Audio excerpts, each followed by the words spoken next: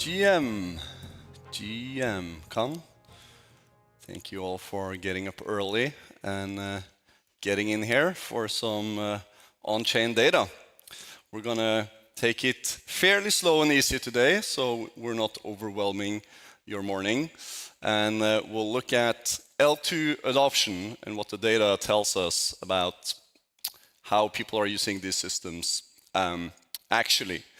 And so basically, we'll go through three main questions for today's talk. So, what L2s are people actually using? Are L2s eating L1's lunch, which is the hot topic of the day in many ways? And which product categories are people actually using on-chain? And I also forgot to mention that I'm Fredrik, CEO and co-founder of Dune, which is crypto's biggest data product. So let's get into it. So only 15% of transactions are now on Ethereum L1. So 85% of all transactions in the Ethereum ecosystem has moved on to L2s. So big shift from not that long ago. The L2 sort of shift has really happened. So around, sort of fairly stable over the last year, around 20 million transactions are happening on Ethereum L1 monthly. And as you can see here, the biggest market share of the L2s is Base, and then Polygon, Arbitrum, and then you have Ethereum L1 in terms of number of transactions. And it's fairly evenly spread across many different L2s, but this is number of transactions. The value transferred in these systems still is massively dominated by Ethereum L1. So while the number of transactions have gone to lower cost environments, the big bucks are still moving on Ethereum L1. In fact, 85% is still dominating on Ethereum L1. If you look at value transfer inside of the L2s, you have basically Base and Arbitrum leading. So Arbitrum and Base have about 30% market share of the L2s in terms of how much volume is being moved on these systems. So as you can see, it's actually fairly competitive here as well. And all over, L2s have earned in the last 12 months $150 million in transaction fees. So that's sort of the scale of the business, if you will. And $150 million, okay, how much is that? Well, it gives you a mansion in Bel Air. That's roughly what you can get for $150 million. So in a sense, that's a lot of money as a whole industry. Maybe it's not that much money. It's just one house. But if we double click on this a little bit, you can see that on the fee side, Base is really dominating. So even if value transferred is fairly evenly spread across the L2s, Base really dominates on getting fees from what they're doing. So they actually have 80% market share in terms of L2 revenue. And this is up from about 30% just about a year ago. So Base has really captured a lot of the business opportunity of being an L2, if you will. This is maybe a dynamic similar to like Apple and the iPhone, where Apple has like an outsized share of the profits of the smartphone industry, even if there are a lot of other players doing a lot of big volumes. And so the run rate for Base, if you take their May revenue, it was about 6 million. So that gets you like a 70 million annualized revenue run rate for operating their L2. And so basically, you have the Captain Phillips meme. Base has really just become the captain of the L2 business landscape. And what's also interesting is, obviously, this has also been a big debate. But you can really see that the cost of settling to L1 has gone basically to zero. So, if you were a VC and wanted to invest in or like some kind of investor and wanted to invest in Ethereum L1, this chart is looking pretty good for a while. It's like a perfect hockey stick almost, up to about $40 million monthly in revenue from L2 settling on L1, and then it's gone, right? So the blobs introduced in March 2024 virtually removed the cost for settling to L1. So dramatic shift in the dynamics here. And this is obviously hotly debated, and you can really see it in the numbers. And then our question of like, is 150 million a lot for operating L2 business in the revenue side? You get to an interesting dynamic, because basically all the money they make from running an L2 is now profit. So that's a pretty interesting business to be in. There's not many businesses where you can operate at 100% margin, more or less. Like literally in May, Base had a 98.3% profit, which is pretty astonishing. So really, the costs have disappeared for the L2s, and they get to keep all of their revenue. And so then there's a question of, okay, is this like really nonsensical from an Ethereum L1 perspective that you don't get to capture any of these fees for all the activity moving on to L2s? And at the face of it, it seems like kind of like a bad business decision, but it might not be that simple. So I think one big question is, will Jevons paradox play out here? And so let me explain what that means. So Jevons paradox is from a British economist, and the concept is basically it occurs when technological advancement make a resource more efficient, so basically cheaper to use. However, as the cost of the resource drops, the result is overall demand increasing, and essentially causing the total resource consumption to go up.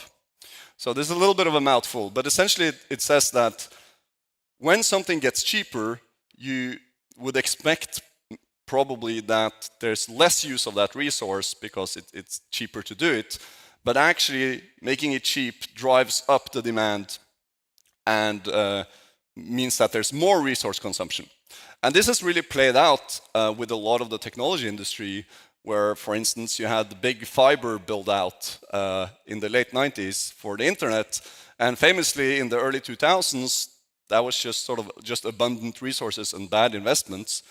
But it turns out over time, there was demand and new use cases generated, and suddenly you do have an increase in resource consumption of internet infrastructure. There's a similar question going on in AI with like a massive data center build out. And there's a question, will there be enough demand? But some people argue that yes, there will be so many more new use cases that all of this infrastructure will be useful. So this is also a key question, I think, for Ethereum L1, is making this stuff super cheap, will that allow new use cases to emerge? And frankly, I think one can argue that you should make things cheaper, because this is how the technology industry evolves. You make things in abundance, cheaper, better to operate with.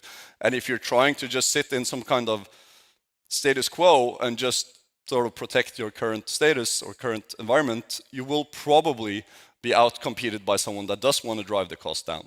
So it's not obvious that it's a bad thing for Ethereum to allow all of these L2s to be great businesses and have cheap settlement. So, but let's look at the data now of are we actually getting on-chain adoption? So, DEX transactions grew about a little over 100% year over year.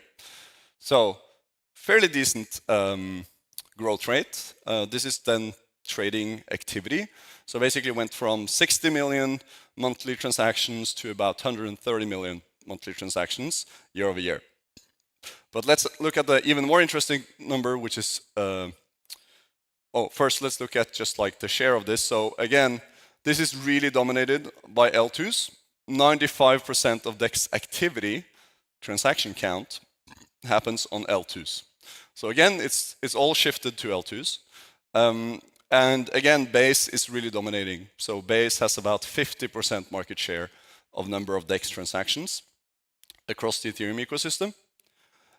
And then, if you look at volume, which is arguably the most interesting metric, it has also doubled. So it went from about 100 billion monthly to 200 billion monthly in trading volume over the last year. And you can see there's a little bit of a trend where last year it was around 100 billion, and this year it's been several months touching close to 200 billion.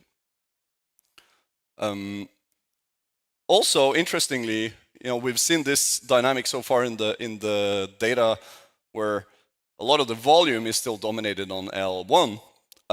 But in this case, on DEX's Base, just recently flipped Ethereum L1 as the leader in volume. So now Base is actually doing more trading volume, DEX trading volume, than Ethereum L1. So that's also interesting that the value is really coming now to L2s, not just the activity per se.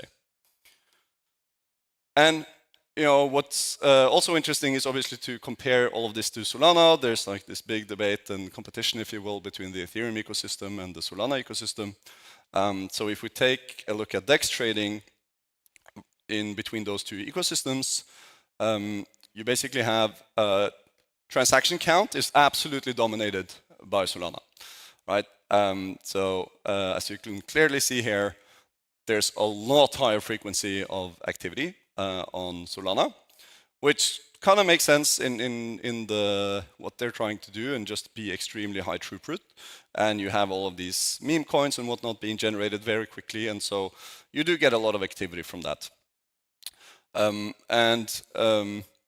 If you look at the volume, and so here they're stacked, but you can see that both of these fluctuate a lot. So this is trading volume on Solana versus trading volume on Ethereum. And there's no clear sort of runaway ecosystem. There are different spikes and things sort of go up and down. If you look at this as market share though, you do see that Solana has been growing or taking market share from the Ethereum ecosystem in terms of value transferred. So you see that Solana is coming from sort of in certain periods, it's actually dominating and more than 50% around the middle of the chart here, with the green bar coming quite far down. So it's not just that Solana is doing more activity, which maybe could be fine, but you can also see it in the actual volumes, which is quite interesting, I think, for Ethereum's sake, that Solana is also eating more into the value transfer metric. Okay, let's take a quick look at NFTs. So NFTs, the volume for NFTs really fluctuates a lot. It's been up to 1 billion monthly trading volume over the last year, twice, but now it's around 155 million. And most of the months it's in this order of magnitude, so a little less than 200 million. It's worth noting that in the peak of 2021, NFT trading volumes were at 5 billion. So while most other use cases have sort of had a dip and then come up again, NFTs are still 5x lower, like at the current peaks, than the 2021 peak. So NFTs are basically the only major use case from 2021 that really hasn't seen the same level of heights as other categories. And interestingly, 90% of NFT volume remains on Ethereum L1. So the most valuable NFTs clearly still sit on Ethereum L1. All right, and then let's look at one of the hot new categories, so stablecoins and RWAs. Arguably not super new, but definitely hot.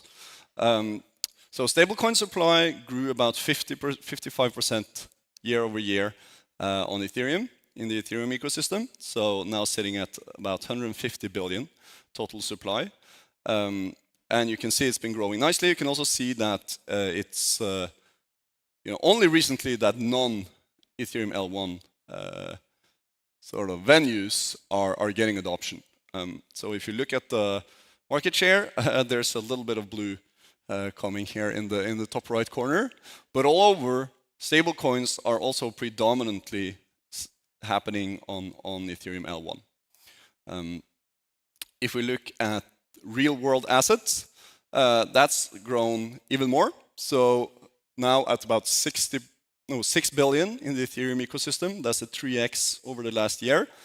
And here the dominance of Ethereum L1 is a little bit less, so it's 83% for Ethereum L1. So very exciting new category. There was like a big Robinhood announcement yesterday. I believe that's happening on Arbitrum with OpenAI and SpaceX stocks going on chain. So this is like a very, very cool looking chart, needless to say, up and to the right. And here we have more the different ecosystems really also being part of it. So Polygon is the current leader in this segment, and then Arbitrum is second. But of course, still dominated by L1. So just to sum up what we've learned today, essentially, L2s capture basically all the fee revenue and most of the activity count in the Ethereum ecosystem. L1 still captured the majority of value moved and transferred, so in and out of DEX trading, stablecoin transfers, all of these things, there's really, really dominated by Ethereum L1 still. And we have stablecoins and real-world assets really happening predominantly on Ethereum L1, so still the mass majority of value comes there. And then we have seen that DeFi, stablecoins, and RWAs are growing, and they're growing past their 2021 peaks. NFTs, on the other hand, has not really reached the same heights as in 2021. And so with that, I'll do the concluding slide, and this is just a little bit of a different shameless plug that Dune launched a new developer product last week. It's a new indexing tool that lets you do super fast backfills. You can write in Solidity what kind of data you want. It's zero DevOps. You get a custom API for exactly the data you need for your app. And you can stream this also into your database and get all historical data. So you should check this out. And with that, I think there's time for like 1 or 2 questions. Thank you so much.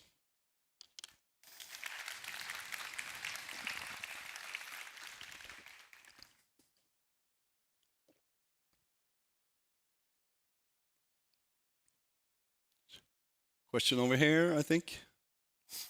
Or, yeah. Oh, I think there's someone in the back that. Hi, great talk. I'm wondering, because you are the graph genius, do you have one with the impact of MiCA on the stablecoins? Oh. Is it really that bad? Good question. I mean, we're first and foremost focused on the on-chain data. I don't know how easy it is to spot.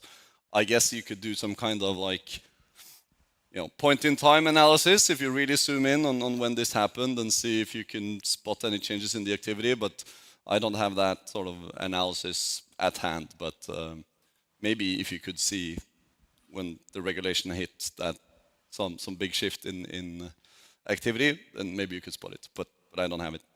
But luckily on Dune, everything, all of these charts are open. You can look at the SQL, you can change the time frames, you can do whatever you want to modify it. So if anyone's keen to do the analysis, please do, and can help get it shared.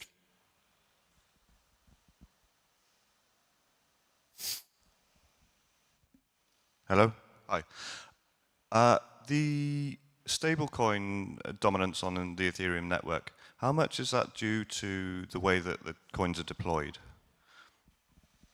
What do you mean by that? Well, are some on the Ethereum network and then bridged into the L2s? Good question. I don't know exactly how the stablecoins are sort of on the L2s, whether they're natively deployed there. I would guess they mostly are. I wouldn't expect a lot of the L1 stablecoins to be bridged out. I think we have some folks that know this data even better on our stand. So if you're curious about that, I'd maybe go ask at the Dune stand up on the second floor. Yeah. Okay, I think that's time. So thank you so much. Have a great day.